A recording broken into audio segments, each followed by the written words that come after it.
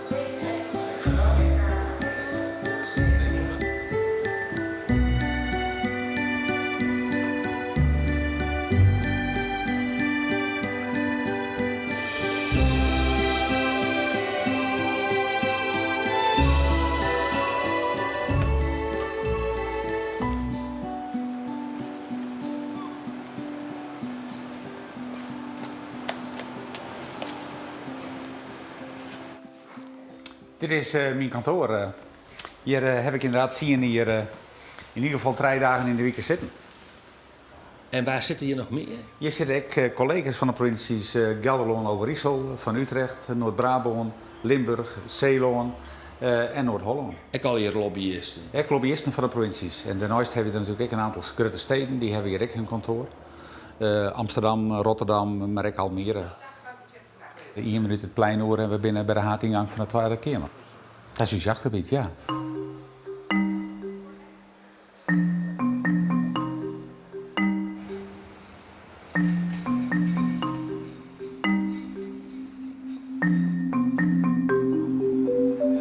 heb hier 10 jaar gezeten. Dat is een hele mooie periode, Tom. Zeker. Ja. Hartstikke goed. En waarom ga je weg?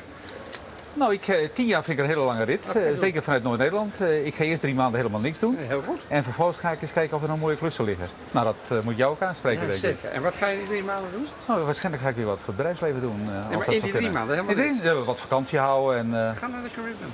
Dat is ook mooi. Dat gaan we doen. Ja, hoi. Er is natuurlijk een heleboel verloren. Het zien althans de periode daarvoor, hier is nog kabinetten die eruit uitzitten van 4 jaar hier. En de oude het zien hier heb ik 5 kabinetten mooi maken, dus ze zitten relatief kwart. Elke keer dat er een Tweede Kamerverkiezing is, dan is je toch een situatie dat zo'n 60% van de Tweede Kamer vernijd wordt. En daarmee mist natuurlijk een prot kennis, historisch besef. En elk nieuwe Kamerlid moet zich inwerken en dat kost gemiddeld namelijk $100 hier. En dat maakt het van de lobbyist ook van het regen. Het maakt er volle regen. Punt 1, belangrijk in de lobby is dat het inderdaad mensen kist. Want als de mensen net kist, is het ook heel moeilijk een boodschap te sluiten. Dus dan moest eerst al een relatie opbouwen in de contacten. En vervolgens moest natuurlijk ook nog een keer aangaan, was voor elkaar budgetten kist. Wat ken ik van een Kamerlid budgetten en wat voor mij. Moest ik een basis van vertrouwen op proberen te zieken. En dan pas kist proberen te scoren, maar een stuk inzet, dat ze iets voor u in Friesland doen.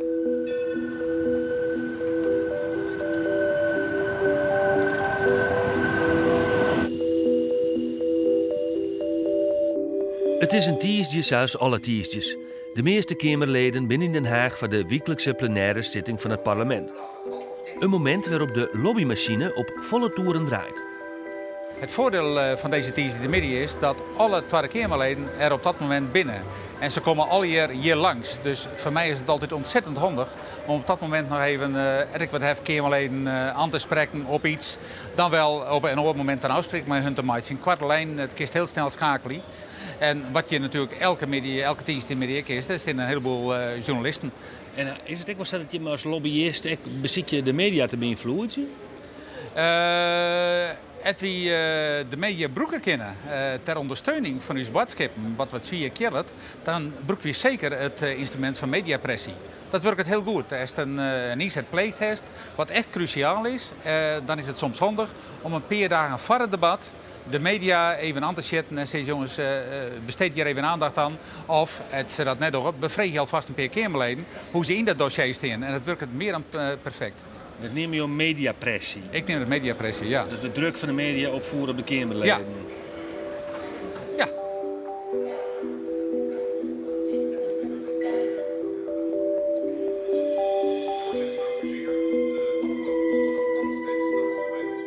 Hoeveel lobbyisten zijn er eigenlijk in Den Haag?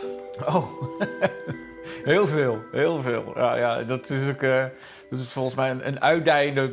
Sommigen noemen het een plaag, dus dat vind ik onaardig. Maar dat is een soort wat zichzelf aan het reproduceren is, dat is ongekend. Ik denk dat je zeker, ik zie naar het bedrijfsleven, dat je wel tussen de 300 en de 400 rondrennen.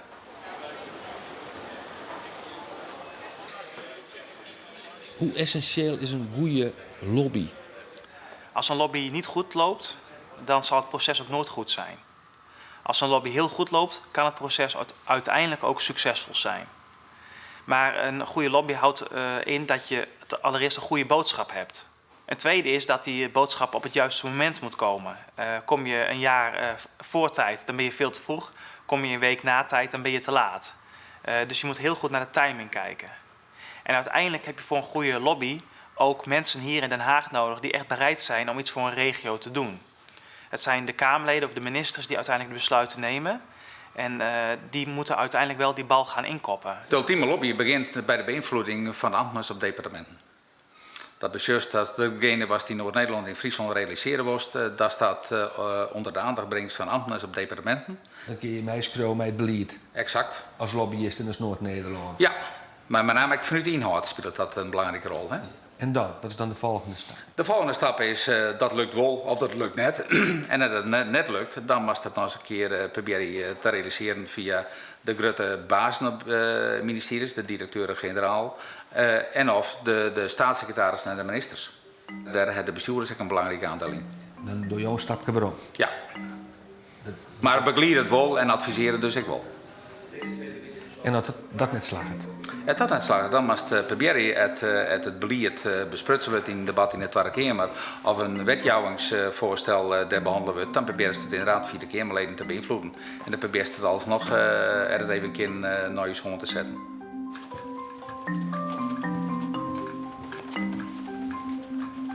Ja, daar is Sandra.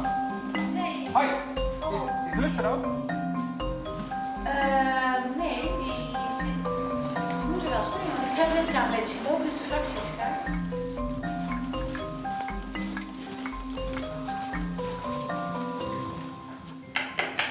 Hey, Lutz. Goeie. Mooi dat je er nog even bent, jongen. Ja, hey, hoi. Ja, dan bestel ik dat wel uit te slaan, hè? Absoluut net. Maar goed dat ik dit nog even zeg, want ik heb die brief van staatssecretaris Dijksma over het Europees subsidiebeleid.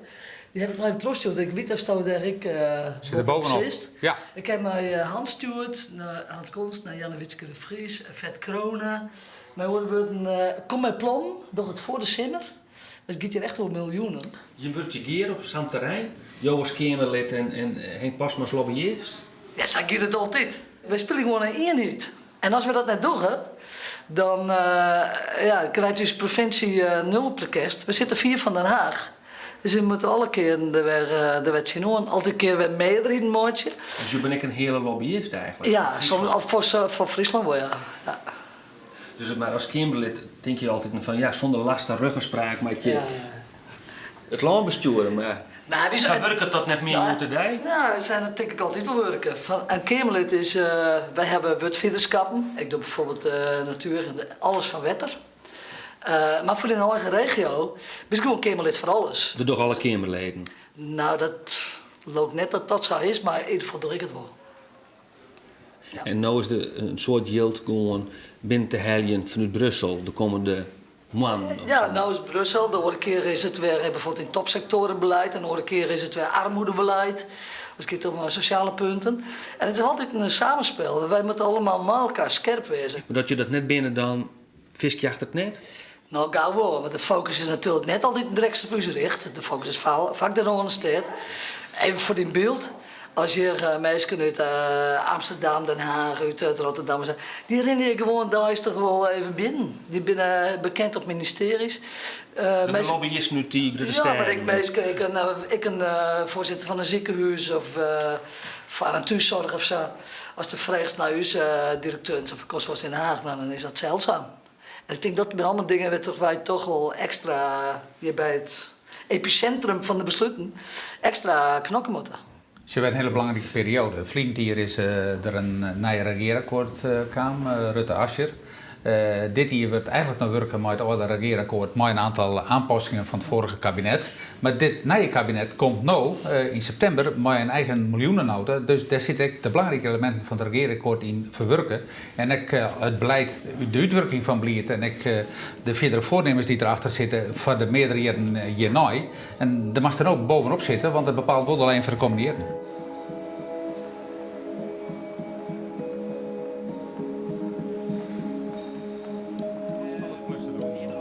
Ik kan me voorstellen dat het grote publiek denkt van... Ja, je hing het een geur omheen van belangen die drom elkaar heen rennen. Van Kamerleden, lobbyisten enzovoort. Hoe zeg je dat zien hoor? Nee, ik denk dat het wel functioneel is. Dat je, als je kijkt dat 150 Kamerleden 16 miljoen mensen moeten vertegenwoordigen... dan is het logisch dat daar via verschillende belangenverenigingen trappetjes tussen zitten... waarbij je het probleem op een verzameld niveau tot je krijgt. Dat je zegt van alle gemeenten hebben hier last van. En natuurlijk zet je dan een lobbyist in die namens alle gemeenten jou dat komt vertellen. Van hier lopen we met z'n allen tegenaan. Dus ik vind het principe logisch dat het er is. Maar natuurlijk moet je wel opletten dat je niet alleen nog maar... de verhalen van lobbyisten gelooft. En dat je af en toe dan ook nog eens even met zo'n organisatie die erachter zit contact hebt. Om te horen of het ook echt zo is en hoe het nou echt in elkaar zit. Zitten de Kamerleden te wachten op die beïnvloeding? Ja, uiteraard wel. Een Kamerlid is een ZZP'er die zelf de informatie vergarren had. En als een bepaald onderwerp agendeerd wordt, en dat komt meestal via brieven, notas, wetsvoorstellen van het kabinet, wil ze graag voeden met feitelijk goede informatie die ze broeken kunnen in debatten. Dus daar had er lobbyisten van nodig? Jazeker. Maar aan de andere kant wil de lobbyist ook wat van zijn Kamerlid. Ja, dat is een wisselwerking. Een goede lobby is informatie brengen en uiteraard het relevant is, ik weer helje. Dus die combinatie, die wisselwerking zit er altijd in.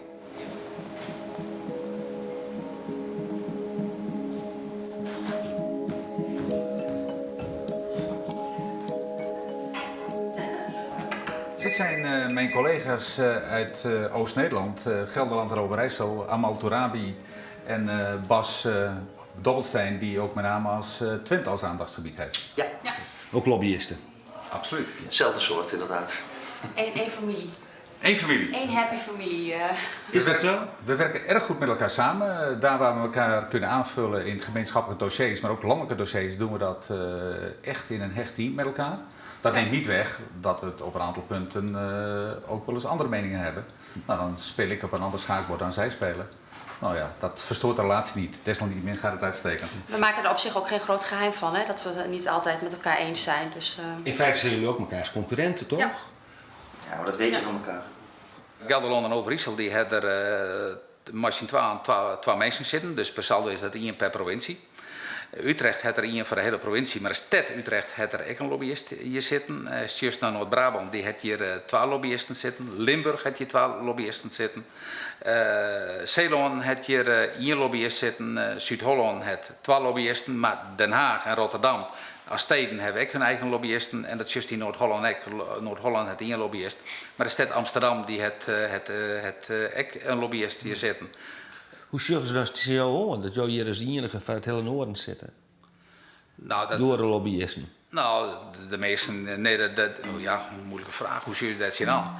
Ze zullen natuurlijk dat ik met de voeten onder het blad waar in en heel actief ben om die dingen die in willen maken, om die zo goed mogelijk te doen. Dat is natuurlijk wel het beeld. En iedereen realiseert zich wel dat ik net alles ken. Maar je ziet ook wel regio's die daar op een andere manier mee omgaan. Die ook veel meer bezig zijn met de branding van hun regio. Die dus veel meer bezig zijn met het zorgen dat veel Kamerleden een goed gevoel hebben bij hun stad of hun regio. En dan, dat kan één iemand in zijn eentje niet doen, denk ik. Waar doen we dat? Welke regio's of steden doen dat? Nou, je ziet wel dat Noord-Brabant, Eindhoven, de regio Eindhoven, Brainport, die doen dat. Dus die organiseren ontzettend veel werkbezoeken naar die Brainport-regio. Ook als er op dat moment helemaal niks aan problemen is. Je ziet dat Overijssel er eigenlijk ook wel goed mee bezig is. Die zijn veel in Den Haag. En zorgen gewoon ervoor dat heel veel Kamerleden ervan weten waar zij allemaal mee bezig zijn. Ja, daar is natuurlijk de grote steden, die staan natuurlijk onbekend, maar het is ook echt zo. Ja, daar komen zeg maar, de burgemeesters, die zeggen wel amper op het Binnenhof. Maar die rennen bijna rechtstreeks door naar ministeries om daar volgens mij al de jildpot te regelen. Dus hoe meer als je daar zit, hoe meer een goede netwerk als er daar is, des te meer als het budget is voor die achterban en voor die provincie. Want je bent van het zoeken dat volle meer hudde pecunia opsmiet. Ja, absoluut. Absoluut.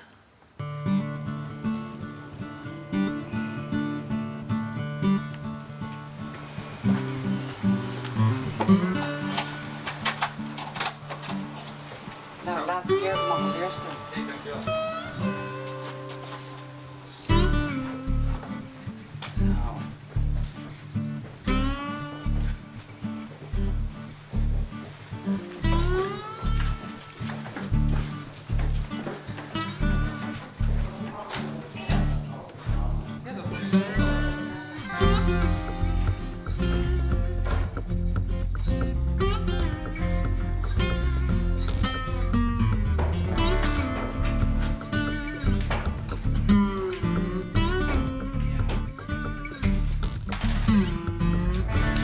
Hier ga je altijd wennen. Hier heb ik het zien hier lang wennen.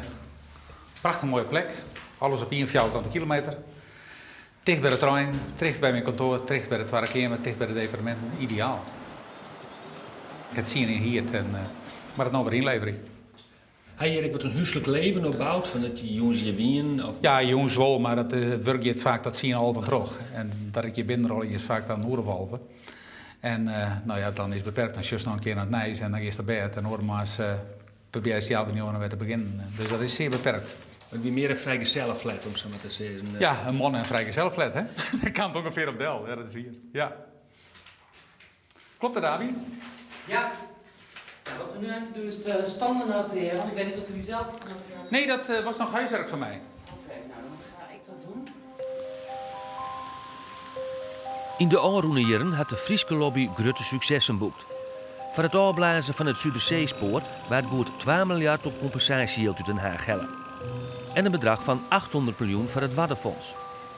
Maar de laatste jaren had de Frieske lobby onkrijft verlen. Frieske Kamerleden vinden dat Frieske bestuurders het belang van een goede lobby net zeggen. Om een voorbeeld te geven, Fred Kronens een 06 zit in mijn telefoon. Maar als ik dan vervolgens even nu nadenk van welke andere burgemeesters zitten erin. Nou, die van John Jorritsma zit er ook in, dus dat is ook goed. Dus in hoeveel 06-nummers heb ik van bestuurders? En omgekeerd hebben zij de 06-nummers van die Kamerleden. Bellen ze er ook even naar. Ook van de andere kant is het belangrijk dat jij gebeld wordt. Let even op, we hebben je dat wel toegestuurd. En Henk Posma heeft je dat toegestuurd, maar ik wil toch even benadrukken. Heb je even 2 minuten? Nou, dat soort dingen zijn ontzettend belangrijk. Ja, dus u wordt eigenlijk nauwelijks benaderd door noordelijke bestuurders, burgemeesters, gedeputeerden. Nou ja, het gebeurt natuurlijk wel. En dan zijn het vaak ook nog mensen van mijn eigen partij. Maar ik zou ze adviseren, doe het veel meer. Ik zie ze echt alleen op het moment dat er iets heel specifieks is. En dan ook vaak nog op het laatste moment. En dat is jammer. Want dan ben je vaak te laat. Ja, wij hebben als Kamerlid bijvoorbeeld ook, als ik iets wil... Stel je voor dat ik voor Friesland op zou willen komen en iets zou willen regelen... dan moet ik dat ook eerst in mijn fractie bespreken. Dat is meestal de dinsdag daarvoor. Nou, het komt zo heel vaak voor dat de gedeputeerde pas 2 dagen van tevoren laat bellen of belt. en zegt van kunnen we nu even elkaar ontmoeten. Nou, dat kan dan heel vaak niet, want we hebben ook drukke agenda's. En bovendien heb ik dan geen tijd meer om het in mijn fractie te bespreken. Dus kan ik er sowieso niks mee. Dus daar is echt nog een wereld te winnen om veel tijdiger dat contact te hebben. En ook eigenlijk veel structureler. Zorg gewoon dat je die Noordelijke Kamerleden steeds aangehaakt laat zijn op waar je allemaal mee bezig bent. Als dan als gedeputeerde of commissaris in Den Haag komst, dan moet ik dan alleen nog maar wezen om iets te regelen of te helpen. Het kan ik wel gewoon tussendoor gewoon investeren in mensen wezen. En dat zeg ik van de provincies. Die komen gewoon een keer langs voor een bakje koffie. Hebben eigenlijk net echt een bjatskip, maar vind het wel belangrijk om dat te kennen. En op het moment dat er dan wat is het natuurlijk volle makkelijker. Ja, wat maakt het dan makkelijker? Maakt het makkelijker omdat het al wist van dat het al lang speelt in die provincies. Ze hoeven net zo volle meer uit te lezen. Het zit wat meer in het denken. Maar het is ook wat vertrouwder. Omdat er geïnvesteerd is in de relatie. Ja, zo van daar is ik brocht. En als het dan past, dan ga je er ook wel voor. Goedemorgen. Nou. Dat is een kopje koffie. Nou, lekker. Ja. Hé, de Hans. Ontzettend op tijd. Daar bist al wat bijpraten wat er gebeuren mag aan informatie. Maar goed, dit is wel mooi. Wat is de inzet, Joert? Ja, dit is wel een heel cruciaal moment. Brussel bepaalt hoeveel miljoen het naar Nederland gaat. Maar in Den Haag wordt bepaald hoe het verdeeld wordt over het land. Nederland bestaat uit 4 stikken. Noord, Zuid, Oost en West. En het Noorden het al jaren bij het vorige Europees programma en ik daarvoor, en volgens mij daarvoor ik, die krijgen die meer uit de pot van EFRO zet het geld uit als de andere landsdelen.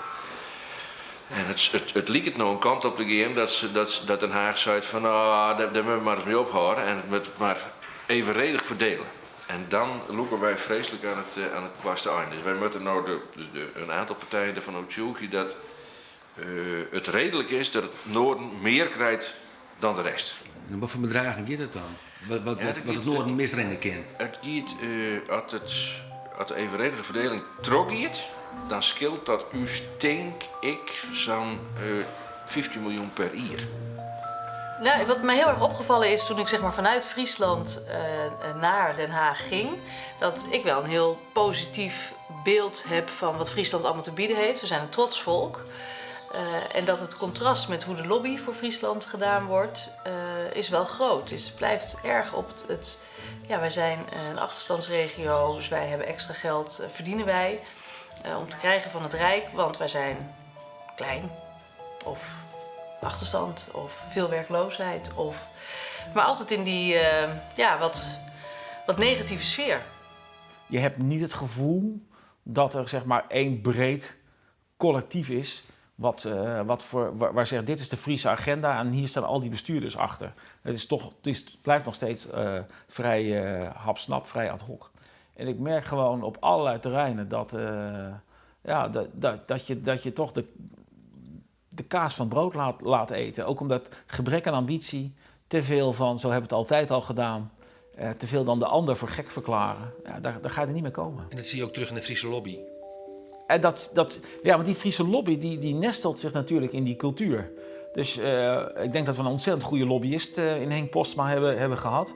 Maar Henk kan ook maar zo ver gaan als niet alleen zijn polstok lang is, maar ook de cultuur die moet vertegenwoordigen. Als je altijd maar komt met een verhaal van wij hebben daar recht op, want wij hebben nog achterstanden, dat je daar op een gegeven moment slaat daar de moeheid wel een beetje toe. Maar speelt dat vooral bij jezelf of je dat ook om je heen, bij orenkamerleden? Nee, dat hoor ik ook echt om me heen, ja. En je merkt het ook zelf als Fries Kamerlid in zo'n fractie. We zijn nu, heb ik Aukje de Vries, zijn we met 2 Friese Kamerleden in een fractie van 41. Dat Friesland geassocieerd wordt met gezeur.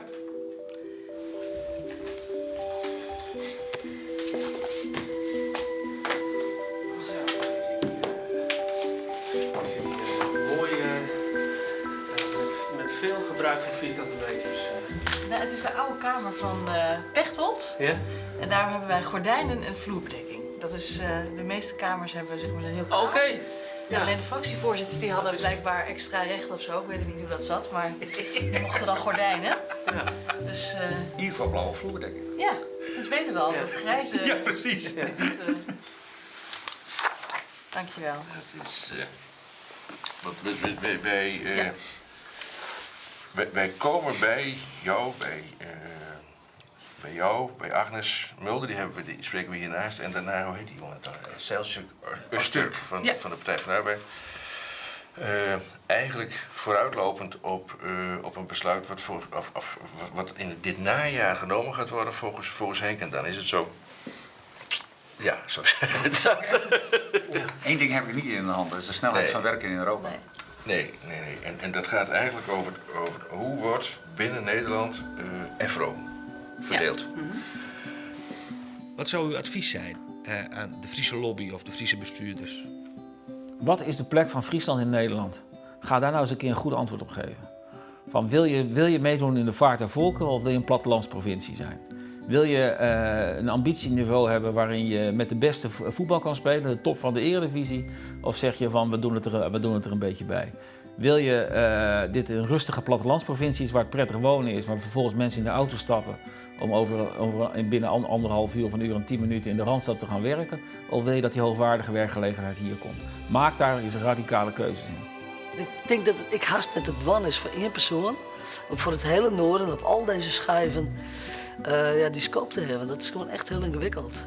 Ik denk ook van, we vinden zelf geloof ik te liets om apart een lobbyist voor Friesland te doen, maar ik denk dat voor een paar dagen in de week dat helemaal net zo verkeerd is.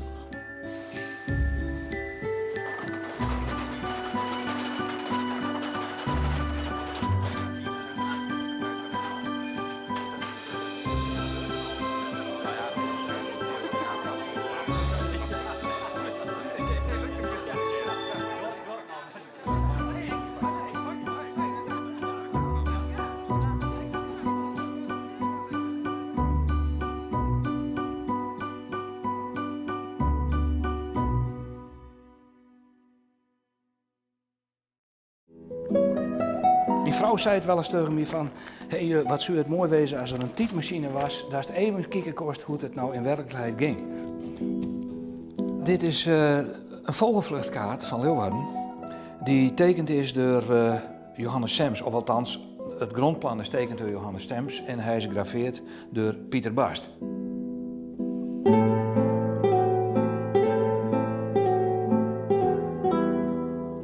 Dit is een van de mooiste hoekjes van de stad en een van de mooiste gebouwen van de stad. Ze hadden min of meer dezelfde bedoeling. Ze moeten zien laten hoe machtig, hoe rijk Ljouwert is.